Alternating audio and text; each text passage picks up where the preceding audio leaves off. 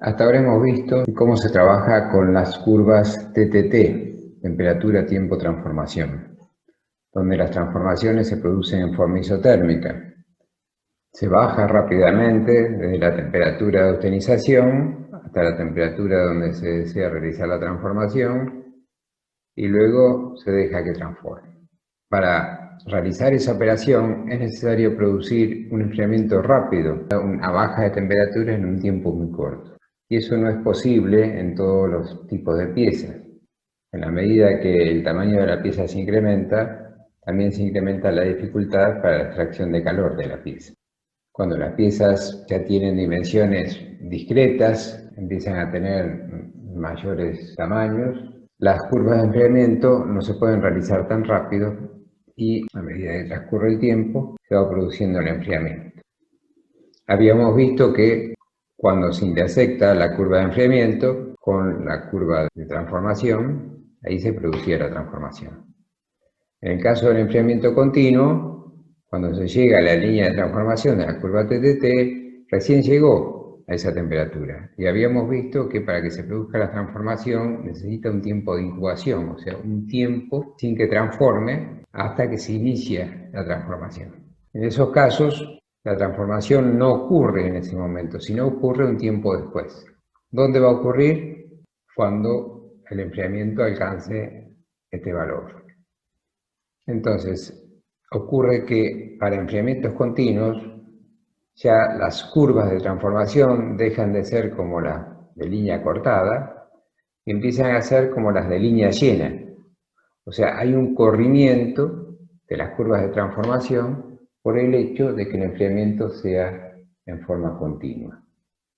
Esto ocurre para todas las piezas que tienen dimensiones considerables como para poder considerar esta situación. Y en lugar de utilizar las curvas TTT para las distintas aleaciones, se utilizan las curvas CCT, que así se llaman, de enfriamiento continuo. Lamentablemente en la bibliografía no hay mucha disponibilidad de curvas CCT. Sí hay mucha disponibilidad de curvas TTT para una infinidad de aleaciones. Por lo que en general se utilizan, aunque las piezas sean de dimensiones considerables, las curvas TTT y luego se estima un posible corrimiento por el hecho de que el enfriamiento se realice en forma continua. Veamos un videito para ver cómo se trabaja con curvas CCT. Lo que vamos a ver es el diagrama CCT. ¿Y cuál es la diferencia con el CCT y el TTT? Ok, este se llama Continuous Cooling Transformation. ¿Qué quiere decir? Que no es temperatura, tiempo, transformación, sino es enfriamiento continuo y transformación. Esta idea es la misma, es decir, se grafica temperatura contra ¿qué? Contra tiempo. Y ustedes dirán, ¿por qué se construye diferente? Porque lo que se construye son curvas de enfriamiento, es decir, no se construyen de forma isotérmica. En el otro, en el diagrama TTT, lo que se hace con cada pieza es mantenerlo a una temperatura, ver cuándo empieza a transformarse y cuándo termina. Y es un enfriamiento a la misma temperatura, es decir, se va transformando todo a la misma temperatura. ¿Cuál es la diferencia con el CCT? El CCT se ve así. Y lo que ven aquí es curvas de enfriamiento. Si yo tengo un material de mucho espesor, la parte de la superficie se va a enfriar rápidamente y sería la primera curva. ¿Qué le va a pasar a la parte exterior de enfriamiento?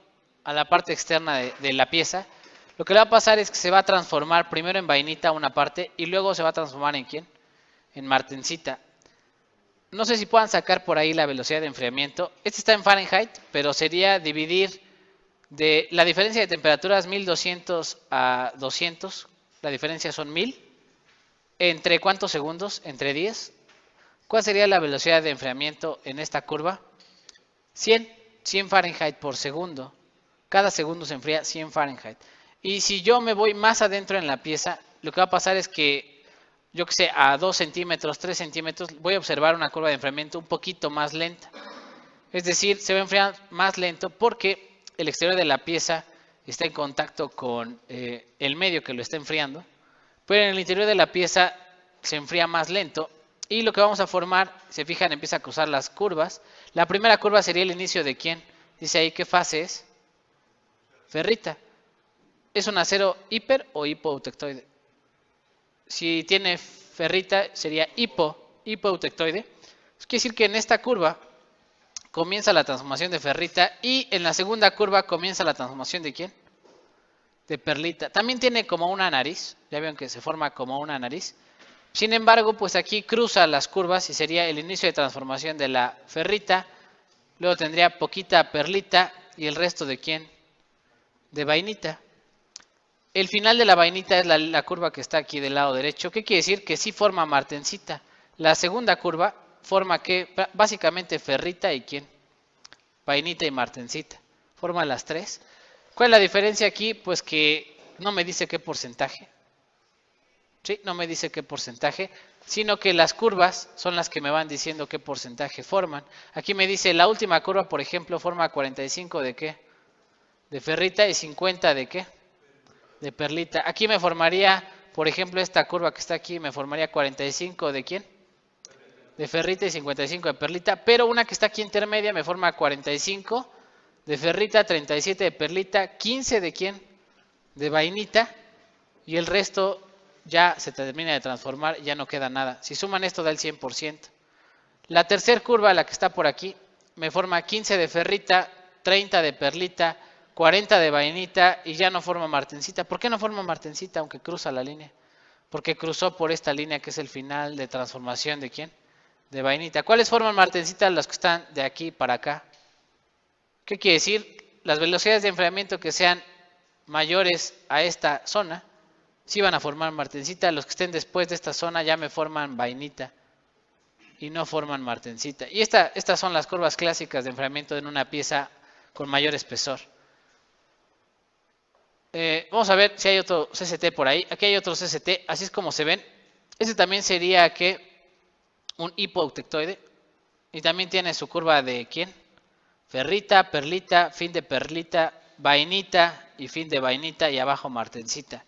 Son un poquito diferentes, pero ¿cuál es la diferencia con estos? Estos no se miden isotérmicamente, es decir, las curvas de enfriamiento no se miden en forma horizontal, sino que se miden con estas curvas que siempre las ponen, que son las curvas de enfriamiento. Y ahí dice la velocidad de enfriamiento, si ustedes le hacen el zoom. Le hacen el zoom. ¿Qué dice ahí? Estas son 21 Celsius por segundo. No sé si lo vean. Dice sec, no sé qué. ¿Quién sabe qué idioma será? Ok, vamos a ver. Creo que hay otra por aquí. Diagramas de enfriamiento continuo. ¿Esta qué sería?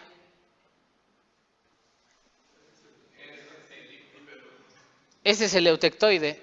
De hecho, aunque dice P y C, este es perlita y qué. Y cementita. Pero bueno, finalmente, ¿verdad? Cuando termina esta zona, termina de transformarse todo en ¿quién? En perlita. Esta sería vainita y abajo martensita. ¿Se acuerdan que los hiper o los hipo tienen una línea extra por acá, no? Esta no la tiene, entonces no es ni hiper ni hipo. Tendría que tener una línea extra que diga ferrita o cementita. ¿Cierto? Vamos a poner ahí. Bueno, estas serían las ideas de los diagramas que CCT.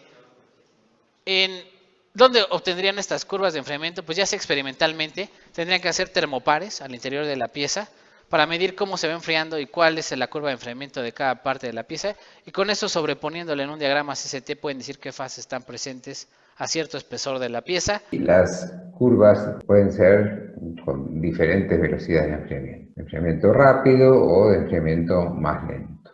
Incluso cuando la pieza tiene ya dimensiones considerables, empieza a haber una diferencia entre la velocidad de enfriamiento de la superficie, que siempre se enfría más rápido, que la del núcleo de la pieza, que siempre se enfría más lentamente. Quiere decir que para una misma pieza, al enfriarla en el tratamiento térmico, los distintos puntos de la pieza, de acuerdo a la distancia que se encuentren de la superficie de la pieza, se van a ir enfriando con velocidades de enfriamiento cada vez más lentas hacia el núcleo. Eso significa que cada punto que se enfríe con velocidades de enfriamiento distintas va a lograr una transformación distinta. o sea, una estructura micrográfica diferente. En la medida en que trabajamos con piezas de mayores dimensiones, las velocidades de enfriamiento tanto de la superficie como del centro se van haciendo de forma cada vez más lenta. Y cuanto mayor es el tamaño de la pieza, mayor diferencia hay entre la velocidad de enfriamiento de la superficie y la velocidad de enfriamiento de puntos en el centro. Acá se ve, por ejemplo, para esta curva de acero al carbono, que para esta pieza la superficie esquivó esa nariz perlítica y transforma en martensita, mientras que el centro no le esquiva esa nariz perlítica y transforma en una perlita. ¿Qué factores influyen en las curvas TTT o CCT? Hay tres factores que afectan la posición de las curvas TTT o CCT. La composición química, el tamaño de grano de la austenita y lo homogéneo que estén los elementos de solución en la austenita. Los elementos de aleación influyen en la posición de las curvas TTT, pero su influencia depende de cómo se encuentren en el material. Por ejemplo, el magnesio, si se encuentra disuelto en la ferrita, tiene un efecto fuerte sobre el cambio de posición de las curvas TTT. Mientras que combinado en forma de carburos afecta poco la modificación de las curvas TTT. Acá se ve otro caso, por ejemplo, el titanio, si está disuelto en la ferrita, tiene un efecto muy débil en la posición de las curvas TTT, mientras que si está combinado en forma de carburos, su influencia es fuerte. También influyen en la posición de las curvas TTT inclusiones no metálicas de algunos de estos elementos o compuestos intermetálicos que puedan aparecer. En la medida en que nos salimos de los aceros al carbono, ya las curvas TTT dejan de tener esa forma de la C y se empiezan como a deformar, a dislocar y empiezan a aparecer como unas curvas S, típicas de los aceros especiales. Por ejemplo, acá tenemos ejemplos para un IC 1335, 2340, 5140, 4340. La composición química influye en la posición de las curvas TTT de transformación por difusión y también influye en la temperatura de transformación de comienzo y finalización de transformación martensita. Acá se ve en el gráfico de arriba cómo a medida que se incrementa la cantidad de manganeso en la aleación, disminuye la temperatura de comienzo de transformación martensítica. Y esas temperaturas son menores de transformación martensítica cuanto mayor sea el porcentaje de carbono. En el gráfico de abajo se ve algo parecido para la presencia de cromo. Cuanto más porcentaje de cromo, menor son las temperaturas de transformación de comienzo de transformación martensítica, y cuanto mayor es el porcentaje de carbono, menores son las temperaturas de transformación martensítica. Acá tenemos un resumen de cómo afectan la composición química o los elementos de aleación en la posición de las curvas TTT. Para el caso de la curva de transformación carrística para aceros eutectoides, se ve que todos los elementos de aleación producen un corrimiento de la curva TTT hacia la derecha. También modifican la temperatura de transformación de austenita en ferrita, aumentándola casi todos los elementos y bajándola en manganeso y el níquel. En los aceros hipereutectoides, el cobalto aumenta la temperatura de transformación de austenita en cementita. Prácticamente todos los aliantes le producen un corrimiento de la curva de transformación de cementita hacia la derecha, salvo el carbono, que como era de esperar, le produce un corrimiento hacia la izquierda, porque cuanto mayor sea el contenido de carbono, más se va a acelerar el comienzo de la transformación de austenita en cementita, que contiene justamente mucho carbono.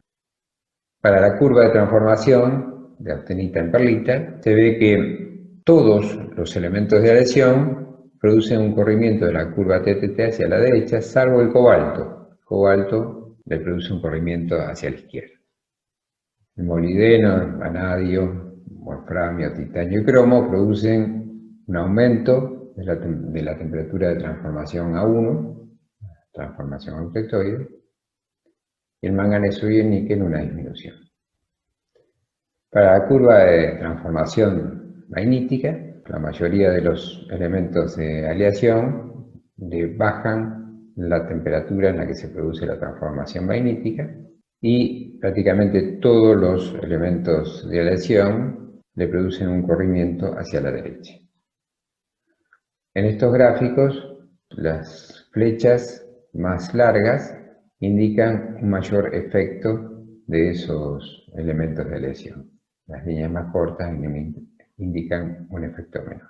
Por ejemplo, en el caso de la transformación perlítica, tanto el boro, el molibdeno, manganesio y carbono tienen un fuerte efecto de corrimiento de la curva de transformación hacia la derecha, mientras que el cromo no resulta tan importante su influencia. Y en el gráfico de la figura inferior se ve cómo los elementos de aleación modifican las temperaturas de transformación martensítica. Todos los elementos de aleación, fuertemente el carbono, los demás también, producen una disminución de la temperatura de transformación martensítica, salvo el cobalto, que generalmente va siempre en contra. El cobalto le aumenta la temperatura de transformación martensítica. Hasta ahí la influencia de la composición química en la posición de las curvas TTT. Otro de los factores que influye en la posición de las curvas TTT, habíamos dicho que era el tamaño de grano. Cuanto mayor es el tamaño de grano, mayor es el corrimiento de las curvas TTT hacia la derecha. Tratemos de entender este fenómeno. Imaginemos en el esquema que se está indicando representado un grano austenítico grande y a la derecha un grano austenítico pequeño. Cuando se produce el enfriamiento de ese grano austenítico, empieza a producirse la transformación perlítica en los bordes del grano y avanza hacia el centro. Si el enfriamiento es bastante rápido, se alcanza rápidamente una temperatura en la que esa difusión deja de producirse y se congela esa transformación perlítica y permite que esa austenita, que no transformó, cuando alcance la temperatura de transformación martensítica, transforma en martensita. Este efecto es más difícil que ocurra si el tamaño de grano es pequeño, porque la transformación se completa antes. Como se ve, el hecho de que el tamaño de grano sea mayor, le da mayor templabilidad al material, le da mayor posibilidad de que parte de él transforme en la estructura que se busca en el temple, que es la martensita, la estructura martensita. Eso se representa en un corrimiento de las curvas TTT más hacia la derecha.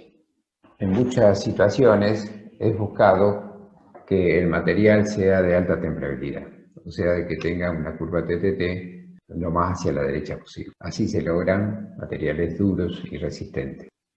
Pero no se estima la posibilidad de aumentar el tamaño de grano para lograr esa mayor templabilidad, sino más bien se prefiere trabajar sobre la composición química. ¿Cuál es el motivo? El motivo se puede ver en la tabla superior.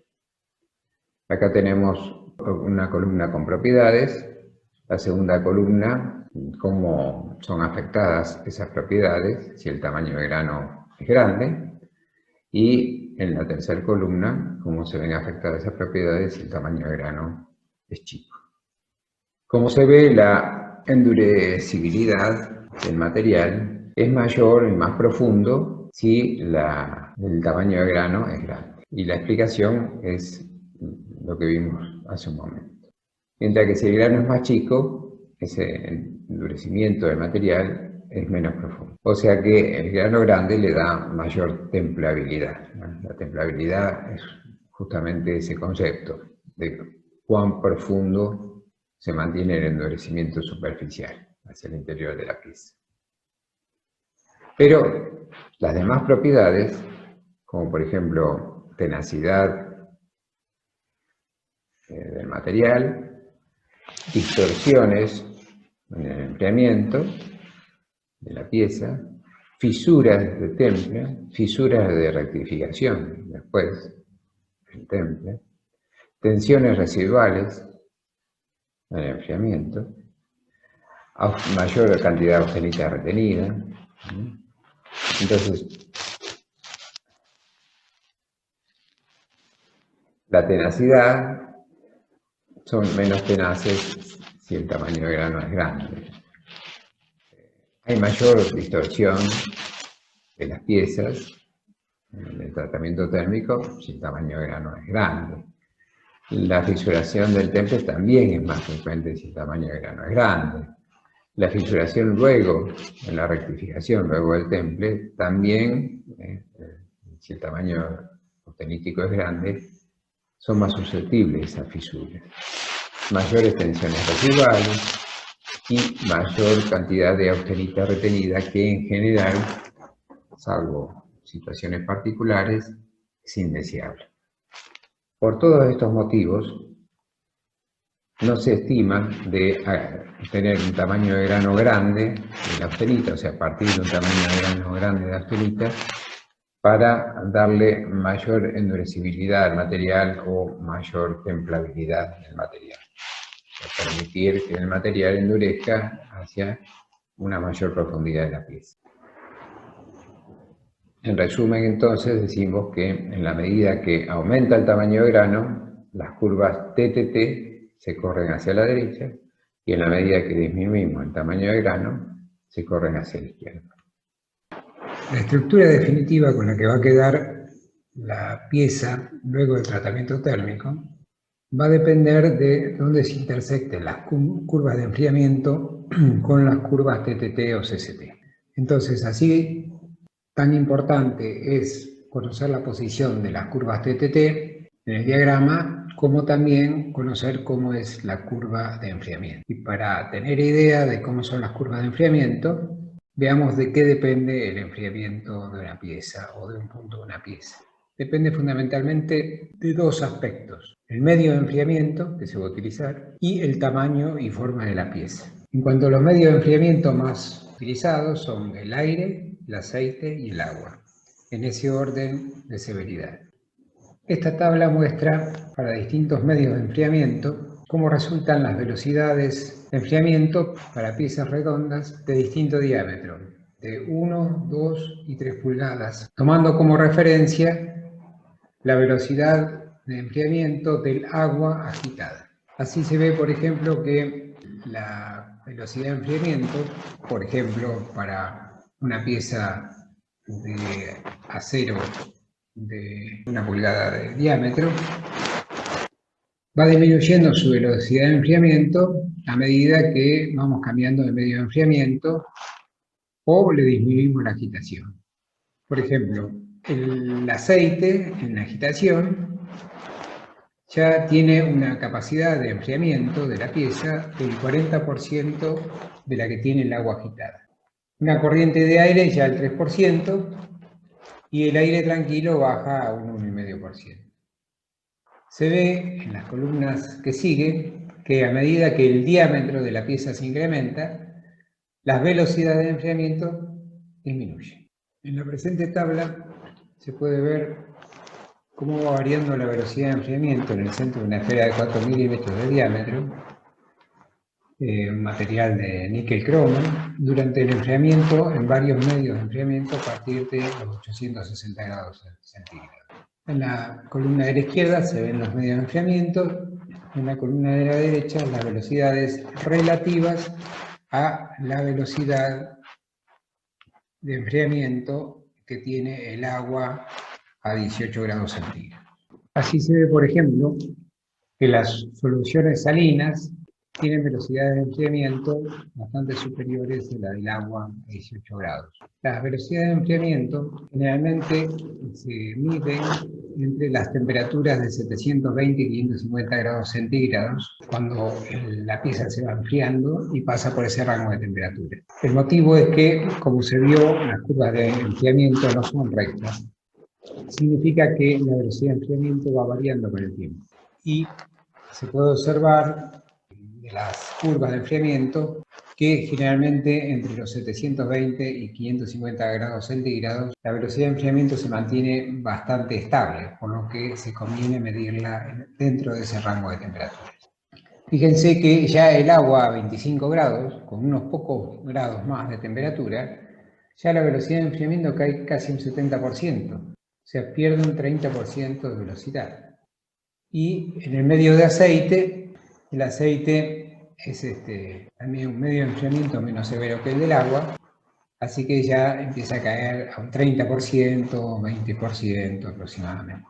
Si el agua la pasamos de 25 grados a 50 grados de temperatura, ya la velocidad de enfriamiento ronda los 17% de la del agua a 18 grados. Eso muestra la importancia de poder mantener la temperatura de los medios de enfriamiento para evitar que decaiga demasiado la velocidad de enfriamiento. Como velocidades de enfriamiento más lentas están el aire quieto o el vacío, que está en alrededor del 1% de la velocidad de enfriamiento del agua a 18 grados. En esta tabla se puede observar el efecto de la agitación del medio de enfriamiento en la velocidad de enfriamiento, con un estado de agitación nulo. Como se ve, en la medida que aumenta el estado de agitación, en la medida que vamos bajando la columna, vemos que la agitación va aumentando, y así se ve que en todos los medios de enfriamiento, a medida que aumenta la agitación del medio de enfriamiento, aumenta también la velocidad de enfriamiento. Tal es así que un aceite a 60 grados, una circulación violenta, se puede comportar o puede tener la misma velocidad de enfriamiento que la que tiene el agua a 20 grados sin ninguna circulación. En los demás medios de enfriamiento también se puede ver que a medida que aumenta la agitación, aumenta la velocidad de enfriamiento. Como se ve, entre el agua quieta y el agua con circulación violenta, la velocidad se incrementa 4 veces. Las velocidades mayores se encuentran siempre o se obtienen con medio de enfriamiento de solución salina. Y también aumenta con el incremento de su agitación. Cuando se realizan tratamientos térmicos, los materiales generalmente se los somete a tratamientos térmicos en hornos, y el someter al material a alta temperatura promueve dos efectos. Una son las reacciones químicas, que las acelera, principalmente los procesos de oxidación, y también acelera los procesos de difusión, como vimos. Dos situaciones que pueden promover tanto la oxidación de la pieza, en caso de que la pieza tome contacto con el oxígeno, o la decarburación de la pieza, de los aceros, si es que tienen un alto contenido de carbono en solución y hay un gran gradiente de concentración entre la pieza y la atmósfera. Entonces se establece un flujo difusivo hacia el exterior de la pieza, haciendo que el material pierda carbono en la zona de la superficie, cambiando así las propiedades del mismo. Estas dos situaciones se deben evitar, tanto la oxidación como la decarburación. La oxidación porque hace que luego haya que rectificar la zona oxidada, y de esa manera se corre el riesgo de sacar la pieza de tolerancia dimensional, y además porque involucra un proceso extra de rectificación. Por otra parte, si el material es de alto carbono es porque se requiere dureza de ese material. Si se produce una decarburación en la superficie, se produce una capa blanda luego en la zona superficial. Veamos cuáles son las reacciones de oxidación. En la atmósfera normalmente hay oxígeno, anhídrido carbónico, agua, vapor de agua, hidrógeno suelto. Acá se ve cómo el hierro reacciona con el oxígeno formando óxido de hierro, por lo que el oxígeno oxida al hierro. El anhídrido carbónico de la atmósfera también, generando óxido de hierro y monóxido de carbono. El vapor de agua también oxida al hierro, generando óxido de hierro y liberando hidrógeno. Significa que estos gases tienen que estar muy limitados en las atmósferas: el oxígeno, el anhídrido carbónico, el agua, para evitar la oxidación de la pieza. Veamos ahora cuáles son las reacciones de decarburación más comunes. La decarburación consiste en robarle carbono a la pieza. Si la atmósfera tiene presencia de oxígeno, reacciona con el carbono en solución y forma anhídrido carbónico. Entonces, decarbura y además vimos que el anhídrido carbónico también era oxidante, o sea, doble mal. También el carbono puede reaccionar con el oxígeno formando monóxido y así decarburar el material, o reaccionar con el hidrógeno suelto que haya en la atmósfera y robar esos carbonos formando metano. En estas tablas se puede observar en la columna de la izquierda los distintos gases que están normalmente presentes en las atmósferas. Y acá vemos las reacciones que puede producir con las piezas de acero. Por ejemplo, el monóxido de carbono reacciona con el hierro carburándolo. O sea que el monóxido de carbono es levemente carburante. Y también el monóxido de carbono reacciona con el óxido de hierro reduciéndolo. Por lo tanto, el monóxido de carbono es un gas que se prefiere en la atmósfera de los hornos, porque evita la decarburación y evita la oxidación. El anhídrido carbónico, no. Ya vimos que es oxidante y también es decarburante. Por lo tanto, se trata de evitar la presencia de anhídrido carbónico en la atmósfera de los hornos. El vapor de agua es otro gas que es fuertemente decarburante y oxidante. Por lo tanto, también se trata de mantener atmósferas de bajo contenido de humedad. El hidrógeno es fuertemente reductor y decarburante, así que tiene una buena como reductor, pero una mala como decarburante. Por eso, la presencia de ese gas en la atmósfera es limitada. El metano, por otro lado, es fuertemente carburante, veis cómo el metano reacciona con el hierro, generando carburo de hierro, liberando hidrógeno, por lo que ayuda a que el hierro gane carbono, y además es reductor también, porque el metano reacciona con los óxidos de hierro, reduciéndolo. Por lo tanto, el metano es un gas que se prefiere en las atmósferas de los hornos. El nitrógeno es un gas inerte, por lo que no produce ni reacciones de oxidación ni de decarburación. Y el oxígeno, sí, hemos visto que era fuertemente oxidante, porque reacciona con el hierro formando el óxido de hierro, pero además el oxígeno es fuertemente decarburante, porque se roban los carbonos de los carburos para formar anhídrido carbono.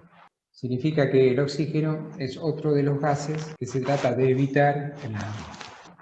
Y como el aire tiene oxígeno, se trata de barrer el aire con alguna mezcla de gases que cumplan la condición de ser reductores y carburantes.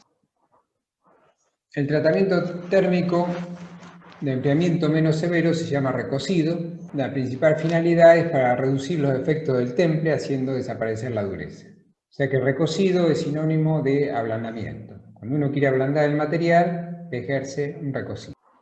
Consiste en calentamiento y mantenimiento a determinada temperatura y luego, en la mayoría de los casos, un enfriamiento en el mismo horno. Los distintos tipos de recocido son el recocido total o pleno, el recocido isotérmico o cíclico, recocido para alivio de tensiones, recocido en caja, cuando no se puede controlar la atmósfera, y recocido de ferroidización.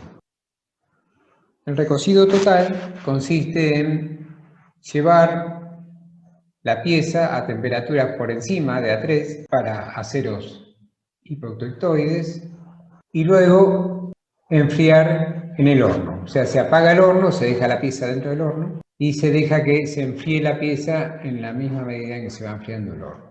Ese enfriamiento es extremadamente lento y como el enfriamiento es lento, ocurre de que las velocidades de enfriamiento tanto del centro como de la superficie son prácticamente las mismas. No hay gradiente de temperatura casi entre la superficie y el núcleo. Y la estructura que se forma generalmente es una perlita gruesa, que es de las microestructuras más blandas de los aceros. En este gráfico se ve cómo influye la temperatura de calentamiento en las propiedades mecánicas de los aceros cuando se le hace. No es lo mismo recocer a una temperatura que a otra. Los resultados que se obtienen son distintos. Y hay algunas temperaturas en las que el material modifica notablemente sus propiedades.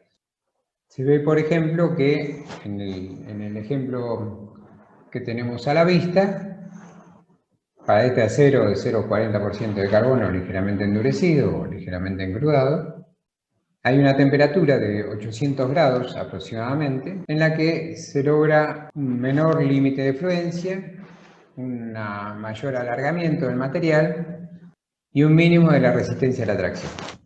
Estas curvas que se muestran son características de cada material en particular.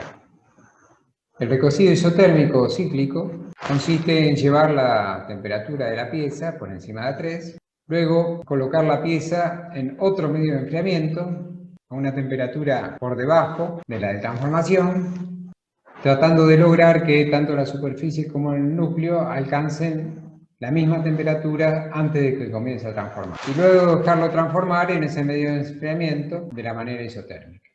De esa manera se obtiene una estructura muy homogénea, tanto en la superficie como en el núcleo, y por lo tanto una estructura muy estable y de características homogéneas. Hay un recocido que se utiliza para aliviar las tensiones en los aceros, que sus temperaturas son por debajo de las temperaturas de transformación. No es necesario la transformación en austenita para hacer el alivio de tensión. Y de acuerdo a la aleación, el rango de temperaturas que se recomienda para las distintas secciones de la pieza. El recocido en caja se utiliza para proteger la superficie de la oxidación y la decarburación cuando se somete el material a tratamiento térmico en un horno que no tiene la disponibilidad de controlar la atmósfera. El control de la atmósfera requiere un agregado tecnológico que lo encarece, así que hay muchos hornos que no tienen esa posibilidad. En esos casos, para evitar que los gases oxidantes actúen con la pieza, oxidándola o decarburándola, se utiliza lo que se conoce recocido en caja. Más adelante vamos a ver detalles de este tipo de recocido. Y el otro tipo de recocido es el de esferoidización. Consiste en, a través de diferentes métodos de calentamiento y enfriamiento, como se observa en la parte inferior de este esquema, la finalidad es tratar de transformar las láminas de cementita de la perlita en esferitas. Ese tratamiento se puede realizar calentando por encima de la temperatura de transformación a 1 y enfriando lentamente, o calentando por debajo de A1, pero por tiempo prolongado, o sea, manteniéndolo un tiempo bastante prolongado, o calentarlo alrededor de la temperatura de transformación A1 y mantenerlo ahí oscilando dentro de ese valor de temperatura. Esas son las técnicas que se utilizan para globulizar la cementita de la perlita. Eso le confiere mayor utilidad y menor dureza. Este es un aspecto de una micrografía en la que las láminas de perlita se han transformado en globulitos, pequeñas esferitas. Lo blanco que se ve es ferrita. Acá tenemos un diagrama de hidrocarbono. Esta zona violeta sería la zona de tratamiento térmico para esferoidización. Otro de los tratamientos térmicos comunes es el tratamiento térmico de normalizado. Normalizado tiene por objeto dejar un material en estado normal, es decir, con ausencia de tensiones internas y con una distribución uniforme del carbono. Se suele usar generalmente como tratamiento previo al temple y al revenido. Cuando se realizan los tratamientos de temple y revenido, es importante saber de qué material se parte. No es lo mismo un material tratado térmicamente que un material recién provisto de fábrica. Generalmente el material que proviene de fábrica viene en un estado que se llama normalizado. Y así las distintas normas establecen distintas recomendaciones para los tratamientos térmicos, como por ejemplo el temple y revenido, pero siempre partiendo de un material normalizado. Si uno tiene que hacer un temple y revenido a un material que desconoce, que está en estado normalizado, tiene que realizar ese tratamiento térmico previamente. El normalizado consiste en llevar el material a temperatura de austenización, por encima de 3, y dejar enfriar al aire quieto. En este caso, la velocidad es un poco mayor que en el caso del recocido total. Por eso se empiezan a separar un poco las velocidades de enfriamiento de la superficie y del centro. La estructura resultante normalmente son para aceros al carbono una perlita no tan gruesa, un poco más fina. A veces, en algunos aceros especiales, como el que se muestra en la figura, ya cuando las curvas dejan de tener la forma de C y empiezan a tener forma de S, pues se trata de aceros especiales, o sea, no aceros al carbono, sino ya aceros, aleaciones de acero. Y la figura muestra que en un tratamiento de normalizado se puede llegar a transformar, además de parte de ferrita, como se muestra en la parte que está indicando con el puntero, una parte de perlita y también una parte de vainita, antes de que termine de transformar. Hay aceros que directamente templan al aire, o sea, cuando uno le hace un enfriamiento al aire, por la posición de las curvas TTT, la curva de enfriamiento esquiva la nariz perlítica y transforma la austenita en martensita. Eso es para aceros especiales. En esta figura se ven dos tablas pegadas, una que se refiere a recocido y la otra a normalizado. Y se muestra como para diferentes porcentajes de carbono del material, qué pasa con las distintas propiedades resultantes de la pieza luego de un normalizado y luego de un recocido. Así, por ejemplo, tenemos tanto para el normalizado como para el recocido, cómo varía el límite de fluencia, la resistencia de la tracción, el alargamiento, la estricción y la dureza. Como se ve, para bajos contenidos de carbono, por ejemplo, 0,01% de carbono, el límite de fluencia para normalizado y para recocido es un poquito mayor al de normalizado. La resistencia a la tracción, 31 para el normalizado, 29 para recocido, no hay diferencia casi. El alargamiento, 45 para el normalizado, 47 para el recocido. Porcentaje de restricción, 71% para el normalizado, 71% para el recocido, o sea, iguales.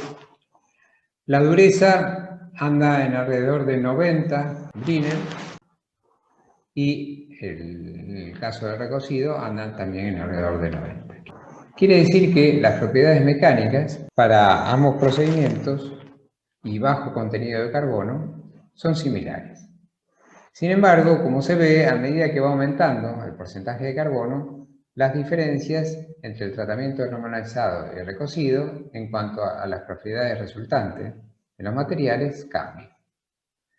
Así se ve, por ejemplo, que para un 1% de carbono, el límite de fluencia en el normalizado es 70 y en el recocido es 36, ya cambió, ya es la mitad de la recocida. La resistencia a la tracción anda en 106 kilos por milímetro cuadrado en el normalizado y en el recocido anda en 75, ya se empieza a notar las diferencias. El alargamiento es 7 en el normalizado, o sea, es bajo, y en el recocido es 22, bastante más alto. La estricción, el porcentaje de estricción 11% en el normalizado, 26% en el recocido, también mayor. Y la dureza anda en 295 Brinell en el normalizado y 195 en el recocido. Como se ve, a medida que se va incrementando el porcentaje de carbono del material, el acero, se empiezan a notar más las diferencias entre un tratamiento normalizado y un tratamiento de recocido. Para bajos porcentajes de carbono, da lo mismo un tratamiento de normalizado que un tratamiento de recocido. Las propiedades y por lo tanto su microestructura son similares. El temple es el tercer tratamiento térmico de importancia por su frecuencia de realización. La finalidad es aumentar la dureza y la resistencia del acero. O sea, si uno quiere endurecer y darle resistencia al material, piensa en templar. Y el proceso se lleva a cabo enfriando ese material rápidamente, sumergiéndola a la pieza en medios de enfriamiento relativamente severos, como puede ser el agua y en algunos casos el aceite. O en otros fluidos más severos, como puede ser las sales. Al aumentar la velocidad de enfriamiento se consigue que los granos que forman el material tengan un periodo de crecimiento menor. ¿Se acuerdan que si no le doy temperatura, o sea, no le doy posibilidad para que difunda, porque le bajo rápido la temperatura, entonces le impido el crecimiento. Y además se promueve la generación de mayor nucleación. Digamos, de esa manera, el resultado son granos pequeños, muchos y pequeños. Por lo tanto, el material resultante tendrá mucho borde de grano, donde habrá una gran acumulación de tensiones, lo que aumentará su dureza. En el templado, el material endurece, pero fragiliza. Son dos situaciones que van de la mano. A medida que le aumento la dureza, el material resulta más frágil. Junto con el templado, se hace siempre el revenido. Forma parte de la misma operación, prácticamente. O sea, apenas se termina la operación de temple, se hace un revenido. Y el motivo por el que se hace el revenido es tratar de aumentar la tenacidad del material. Como queda tan frágil, se trata de mejorar la tenacidad del material haciéndole un revenido. La consecuencia del revenido es una disminución de la dureza del material, que es algo indeseable. Así que se juega, es una situación de compromiso en la que se juega entre dureza y tenacidad. Con el temple endurezco y pierdo tenacidad, con el revenido recupero algo de tenacidad a costa de la dureza. El temple consiste en llevar la pieza, el acero, en este caso hipotectoide, a temperaturas por encima de A3, la temperatura de autorización, y enfriar con velocidad suficiente para esquivar la nariz perlítica de modo tal y alcanzar temperaturas de transformación martensítica para que toda la transformación de la austenita sea martensita y no las otras transformaciones por difusión como la perlita o la vainita. Y acá se ve cómo después del temple se le sube la temperatura para provocarle un revenido. Fíjense que temperaturas de revenido no son temperaturas altas, son temperaturas mucho más bajas que las de transformación.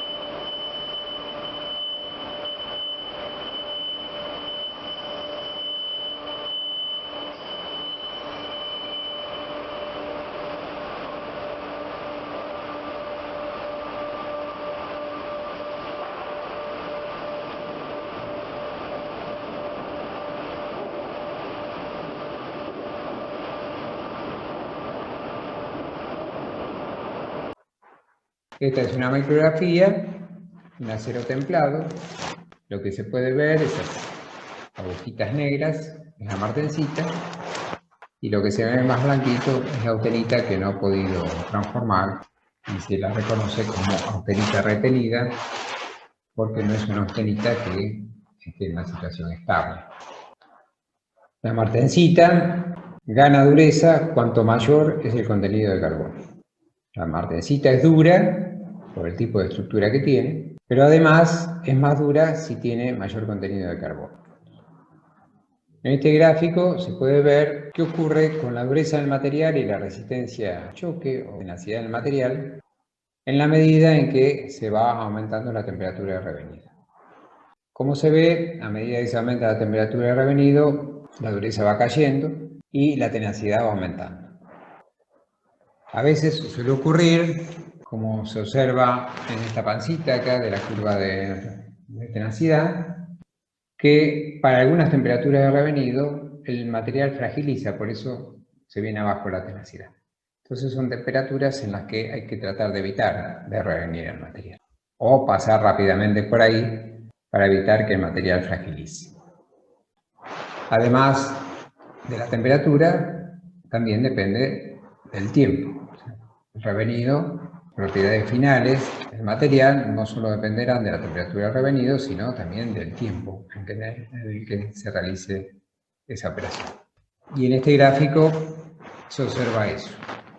Se ve cómo a medida que se aumentan las temperaturas de revenido, para un acero en particular, para alcanzar determinadas durezas varían los tiempos de tratamiento. Acá se ve, por ejemplo, para este acero de 0,82% de carbono y 0,75% de manganeso, que tiene una dureza inicial de unos 67 Rowell-C. Si se lo reviene durante un minuto a 250 grados, la dureza le baja a 65 Rowell-C apenas.